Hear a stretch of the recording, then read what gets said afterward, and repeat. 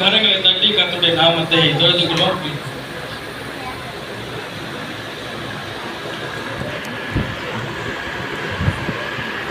Abraham, ஈசாக்கு, யாக்கோபு என்கிற முற்பிதாக்களின் தேவனுடைய நாமத்திலே இந்த பிள்ளைக்கு ஆராதனா என்ற பெயர் சொல்லி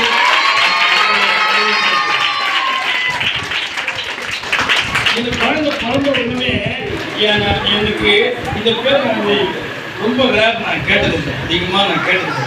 ஆனால் ஆராதனான்னு வந்துச்சு. கீதா கேட்டேன், இந்த குழந்தைக்கு தான் பேர் வைக்கிறாங்க. கீதா சிஸ்டர் சொன்னாங்க பிரார்த்தனான்னு வைக்கிறாங்க.